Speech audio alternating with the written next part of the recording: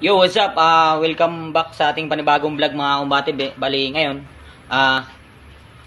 ipapakita namin sa inyo yung pag-i-install namin ng gutter na yung ginagamit namin gutter, yung PVC pipe na number 4, yung yung gagamitin namin gutter. Bali ngayon, ipapakita namin sa inyo yung pag-i-install namin kung paano.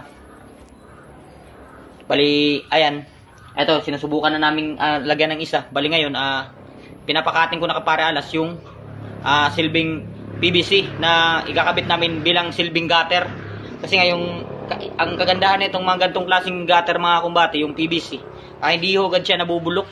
Hindi talaga nabubulok. Mas maunang mabulok pa yung yero kaysa dito sa PVC na gutter natin.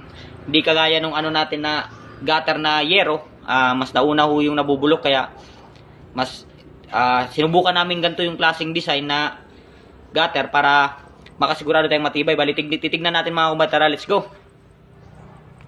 So ito yung sinasabi ko mga kumbate na gutter na number 4. Bali, ayan, pinapakati ko na pare alas para maano namin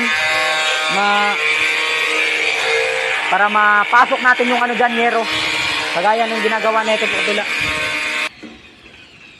Ayan, bali pinapakating natin para yung resulta niyan mga kumbate, kakainin niya yung, ayan, sa mga nagtatanong din mga kumbate kung ano nga bang silbi nitong kinat na to. Ito, napakalaking bagay din ito mga kumbate about dito sa pag-install natin ng gutter na PVC. Bali, ito na yung magsisilbing niya, brace niya. Ito na yung magsisilbing i-brace natin doon sa mismong Bali, ito i-rivets natin doon sa yero, tsaka dito sa PVC i-rivets natin. Bali, mamaya papakita ko na sa inyo kung paano anuhin. Bali, gagano namin yan mga kumbate. Hawakan mo, pre. Siya na yung magiging silbing ganyan. I-brace natin para hindi mahulog tong PVC natin kung sakaling mapuno ng tubig, kung mabigatan.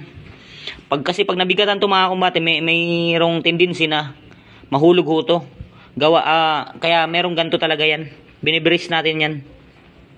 Hindi yung yero ilalagay natin mga kumbate kasi nabubulok agad yung yero. Ito lang PVC, purong PVC. Ayan, bali ngayon, i-install namin, papakita namin sa inyo kung paano.